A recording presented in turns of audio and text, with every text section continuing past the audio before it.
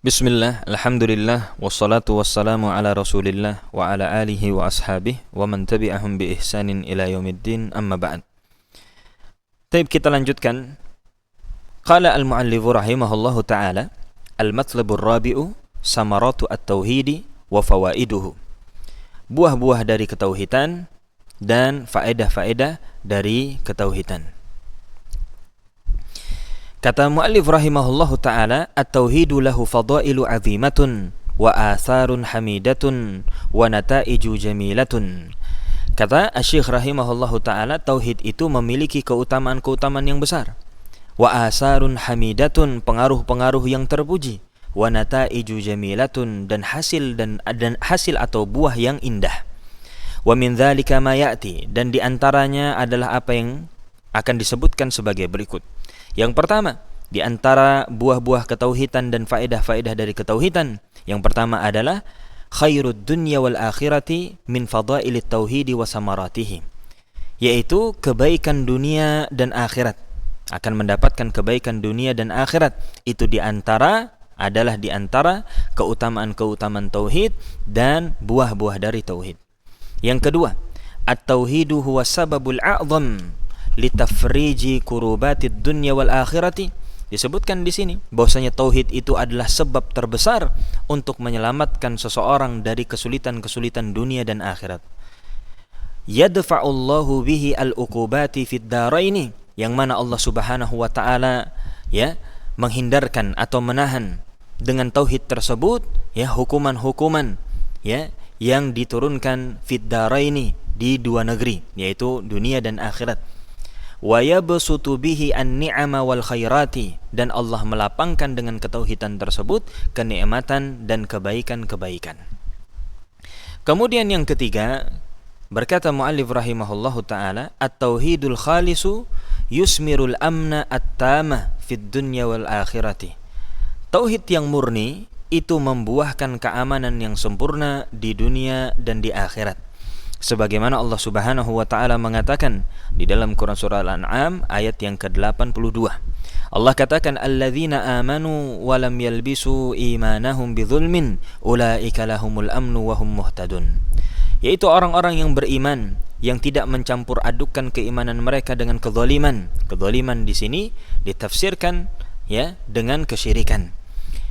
Orang-orang yang beriman yang tidak mencampur adukan keimanan mereka dengan kezaliman, ulaika lahumul amnu, maka mereka itulah yang akan mendapatkan keamanan, wahum muhtadun, dan mereka itulah yang akan diberikan petunjuk.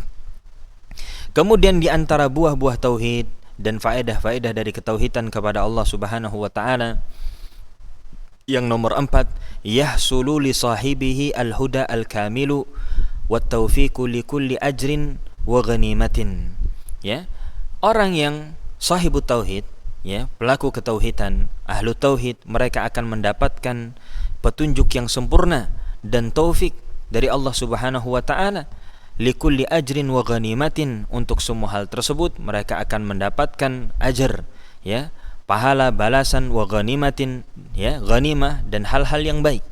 Itu bagi mereka yang ahlu tauhid.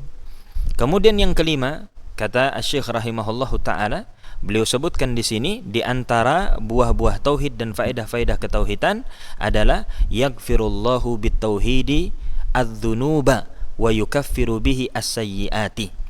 Allah Subhanahu wa taala itu akan mengampuni dosa-dosa dikarenakan sebab at-tauhid, wa yukaffiru bihi as-sayyiati, dan Allah Subhanahu wa taala akan menghapuskan dengan ketauhidan tersebut dosa-dosa dan keburukan-keburukan.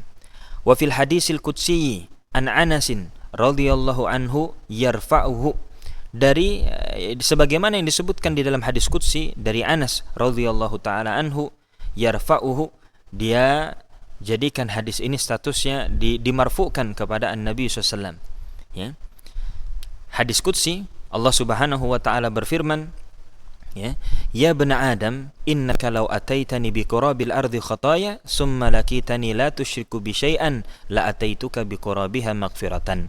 Kata Allah Subhanahu wa taala di dalam hadis qudsi, wahai anak Adam, sesungguhnya apabila engkau mendatangi diriku dengan sepenuh bumi dosa, summa lakitani la tusyriku bi syai'an, kemudian engkau menjumpai diriku dalam keadaan engkau tidak menyekutukanku dengan suatu apapun, la ataituka bi qurabiha maghfiratan, maka sungguh aku akan mendatangimu pula, kata Allah Subhanahu wa taala, dengan sepenuh bumi ampunan.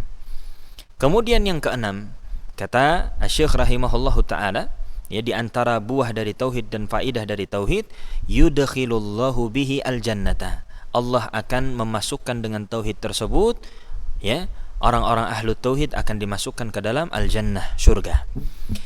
Sebagaimana yang disebutkan dalam sebuah hadis yang dikeluarkan atau diriwayatkan Imam Bukhari, ya, qala Rasulullah sallallahu alaihi wasallam, ya, dari Fa'an Ubadah radhiyallahu anhu, dari sahabat Ubadah radhiyallahu taala anhu, qala Rasulullah SAW, Rasul SAW mengatakan, man syahida an la ilaha illallah wahdahu la syarikalah wa anna Muhammadan abduhu wa rasuluh wa anna Isa abdullahi wa rasuluh wa anna Isa abdullahi wa rasuluh wa kalimatuhu alqaha ila Maryam wa ruhun minhu wa anna al-jannata haqqun wa anna an-nara haqqun adkhalahu Allahul jannata ala ma kana minal amal.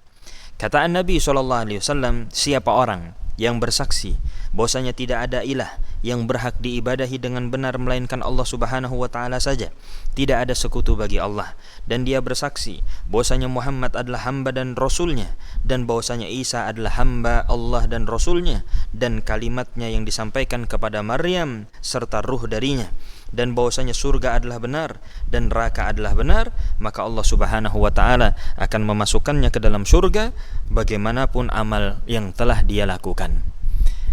Wa fi hadis Jabir bin Abdullah radhiyallahu anhuma anin Nabi sallallahu annahu qala, dan juga hadis dari Jabir bin Abdullah radhiyallahu anhuma bahwasanya dari Nabi SAW, bahwasanya Nabi SAW mengatakan, man mata la yusyriku billahi syai'an dakhalal jannah, siapa orang yang mati yang tidak menyekutukan dengan Allah sesuatu apapun, maka dia akan masuk ke dalam surga. Hadis ini diriwayatkan oleh Imam Muslim. Kemudian di antara faedah dan buah dari ketauhidan kepada Allah disebutkan di sini adalah at-tauhidu yamna'u dukhulan nari bil kulliyati idza kamula fil qalbi. Tauhid itu akan mencegah seorang untuk masuk ke dalam neraka secara keseluruhannya. Kapan itu? Idza kamula fil qalbi, apabila ketauhidan itu sempurna di dalam hati. Jadi seorang itu tidak masuk ke dalam api neraka karena ketauhidannya sempurna. Ya, sebagaimana wa fi hadis Itban radhiyallahu anhu anin Nabi sallallahu alaihi wasallam, sebagaimana hadis Itban dari Nabi SAW, fa innallaha harrama 'alan nari man qala la ilaha illallah yabtaghi bidzalika wajh Allah. Kata Nabi SAW, sesungguhnya Allah Subhanahu wa taala mengharamkan atas api neraka bagi orang yang mengucapkan la ilaha illallah. Mereka ucapkan la ilaha illallah yabtaghi bidzalika wajh Allah, yang mereka cari dengan hal tersebut wajah Allah Subhanahu wa taala. Kemudian di antara buah tauhid dan faedah-faedah ketauhidan, kata muallif rahimahullahu taala, yamna'ul khuluda fin nari idza kana fil qalbi minhu adna habbatin min khardalin min imanin. Ketauhidan itu bisa mencegah seseorang dari kekal dalam api neraka. Bisa jadi seorang tersebut dia masuk dulu, jatuh dulu kepada api neraka waliyadzubillah, akan tapi karena ada ketauhidannya itu mencegah dia untuk kekal di dalam api neraka. Kapan hal itu terjadi? Idza kana fil qalbi minhu adna habbatin min khardalin min iman, apabila di dalam hati itu masih ada, ya, bahasa mudahnya, sekecil biji sawi dari keimanan. Ya, masih ada ketauhidan dan keimanan, maka tauhidnya tersebut akan mencegah dia untuk khulud, untuk abadi di dalam api neraka.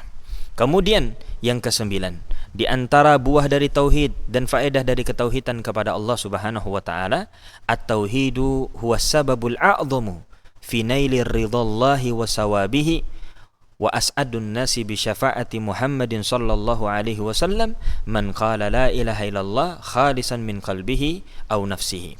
Kata penulis di sini, yang kesembilan adalah, ya, tauhid itu adalah sebab yang agung, yang sangat besar, sangat agung di dalam mendapatkan keridhaan Allah dan di dalam mendapatkan ganjaran dan pahala dari Allah. wa as'adun nasi bi syafaati Muhammadin sallallahu alaihi wasallam, dan orang yang paling berbahagia kelak nanti dengan syafaatnya Nabi kita Muhammad sallallahu alaihi wasallam adalah man qala la ilaha illallah khalisan min qalbihi aw nafsihi, siapa orang yang mengucapkan la ilaha illallah khalisan min qalbihi, dia ikhlas dari dalam hatinya dan atau dari dirinya. Wallahu ta'ala a'lam bi as-shawab. Kita cukupkan, kita akan lanjutkan di pertemuan yang berikutnya. Barakallahu fikum.